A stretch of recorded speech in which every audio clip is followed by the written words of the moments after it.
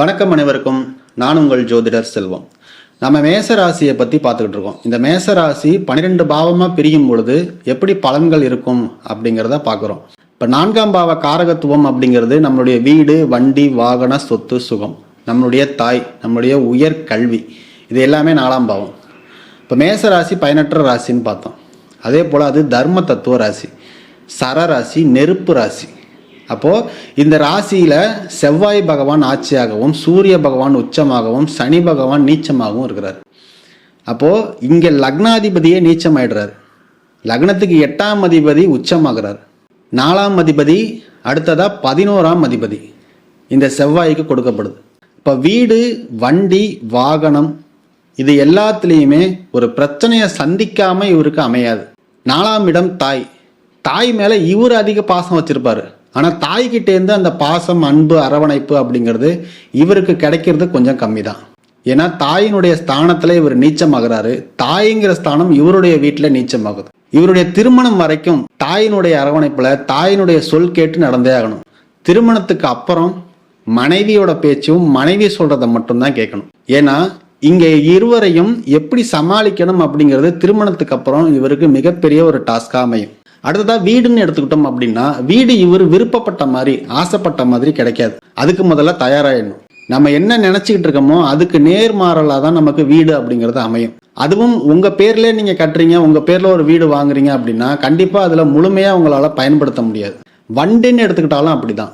வண்டி உங்கள் பேரில் இருக்குது அப்படின்னா அதை கண்டிப்பாக உங்களால் முழுசாக பயன்படுத்த முடியாது. இந்த வீடு, வண்டி, வாகனம், இது எல்லாமே செகண்ட்ஸாக இருக்குது அப்படின்னா பெரிய பிரச்சனைகள் வராது. இந்த மேசம் 4ஆம் பாவமாக வரும் பொழுது நமக்கு என்னென்ன மாதிரியான சிக்கலை இது கொடுக்கும் அப்படின்னா, 4ஆம் பாவம் அப்படிங்கிறது நம்மளுடைய கம்ஃபர்ட் ஜோன், சுகஸ்தானம் அப்படிங்கிறது. அப்போது இந்த சுகஸ்தானம் நமக்கு இளமையில் கிடைக்குமா அப்படின்னு கேட்டிங்கன்னா கண்டிப்பாக கிடைக்காது. படிக்கணும், வேலை செய்யணும் அப்படிங்கிற காலகட்டத்தில் ஓடிக்கிட்டே இருப்போம். ஏன்னா சரராசி இல்லையா? அப்போது இந்த சுகஸ்தானத்தை நம்ம இளமை காலத்தில் அனுபவிக்க முடியாது.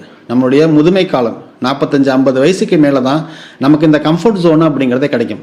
கடைசி காலத்தில் சுகமாக, நிம்மதியாக, சந்தோஷமாக வாழ்கிறது யாருன்னு பார்த்தீங்கன்னா இந்த மேசராசி 4ஆம் பாவமாக வரக்கூடிய ஜாதகம். இவங்களுக்கு ஆரம்ப கல்வியில் எந்த பிரச்சனையும் வர்றது கிடையாது.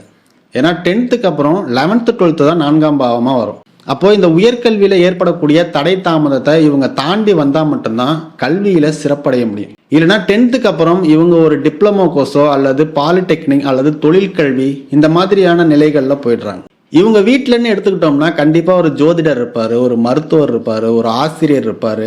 அதே போல் அவங்க வீட்டில் ஒரு அக்கௌண்டன்ட் இருப்பார், பேங்க்கில் வேலை செய்யக்கூடியவங்க, எலக்ட்ரிக்கல் டிபார்ட்மெண்ட்டில் இருக்கக்கூடியவங்க, எலக்ட்ரானிக்கல் சம்பந்தமான வேலை செய்யக்கூடியவங்க, இவங்கெல்லாம் இந்த வீட்டில் இருப்பாங்க. இந்த வீட்டில் சனி பகவான் நீச்சம் அடைகிறார். சனி பகவான் அப்படிங்கிறது கழிவு நீரை சொல்லலாம். கழிவுநீர் சம்பந்தமான பிரச்சனை அந்த வீட்டில் இருக்கும். அதே போல் சூரியன் அப்படிங்கிறது கரண்ட். அப்போ இந்த கரண்ட் சம்பந்தமான பிரச்சனைகளும், எலக்ட்ரிக்கல் சம்பந்தமான பிரச்சனைகளும் ஏற்படும். அடுத்ததாக பார்த்தீங்கன்னா இந்த செவ்வாய் அப்படிங்கிறது எலக்ட்ரானிக்கல்ஸ் ஐட்டம். இந்த வீட்டுக்கு அப்படின்னு சொல்லிட்டு எலக்ட்ரானிக்கல்ஸ் ஐட்டம் வாங்குறோம், ஏசி, ஃப்ரிட்ஜு, வாஷிங் மிஷின் இதெல்லாம் வாங்குறோம்னா அதை முழுசாக நம்ம பயன்படுத்தணுமான்னு பார்த்தீங்கன்னா கண்டிப்பாக பயன்படுத்திருக்க மாட்டோம். அல்லது அது ஏதாவது ஒரு வகையில் நமக்கு பிரயோஜனமற்றதாக மாறிவிடும். இவர் ஒரு ஏரியாவில் அல்லது ஒரு நகரில் இடம் வாங்கி போடுறாருன்னு வச்சுப்போம். அந்த இடத்துல இவர் வீடு கட்டுற வரைக்குமே அந்த நகரில் அதிகமாக வீடு வராது. இவர் எப்போ வீடு கட்டுறாரோ அதுக்கப்புறம் தான் அந்த நகர்லையும் சரி, அந்த தெருவிலையும் சரி வீடுகள் அதிகரிக்கும். இவர் வீடு கட்டி முடிச்சதுக்கு அப்புறமும் இவருக்கு அக்கம் பக்கத்தில் பார்த்தீங்கன்னா ஏதாவது ஒரு ஃப்ளாட்டாவது எம்டியாகவே கிடக்கும். அதே போல் இவர் வீட்டில் தண்ணி பிரச்சனை அப்படிங்கிறது வராது. ஒரு போர் போடுறாரு அப்படின்னா தண்ணி ரொம்ப சீக்கிரமாகவே கிடைக்கும். வீடு அமைகிறதுல பிரச்சனை, சொத்து அமைகிறதுல தடை தாமதம், ஒரு வண்டி வாங்கணும் அப்படின்னா அந்த வண்டி நமக்கு பயன்படுதா அப்படின்னு பார்த்தீங்கன்னா அது ஒரு பிரச்சனை. இந்த மாதிரி இளமை காலத்தில் என்னென்னலாம் ஒரு மனுஷன் சங்கடத்தை, பிரச்சனையை அனுபவிக்கக்கூடாதோ அது அத்தனையுமே இவர் ஒரு 45-50 வயசு வரைக்கும் மொத்தத்தையும் அனுபவித்து முடிச்சிடறாருங்க. இவருடைய கடைசி காலம் அப்படிங்கிறது தான் இவருக்கு ஒரு இனிமையான, ஒரு சந்தோஷமான ஒரு வாழ்க்கையை கொடுக்குது.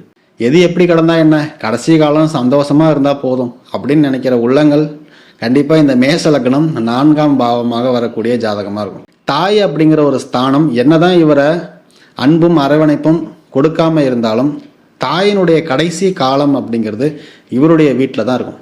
அந்த ஒரு பாக்கியம் இவருக்கு கிடைக்கும். இந்த வீடியோ உங்களுக்கு பயனுள்ளதாக இருந்துச்சு அப்படின்னா லைக் பண்ணி ஷேர் பண்ணுங்கள். நம்ம சேனலை சப்ஸ்கிரைப் பண்ணி சப்போர்ட் பண்ணுங்கள். அடுத்த வீடியோவில் சந்திக்கிறேன். நன்றி, வணக்கம்.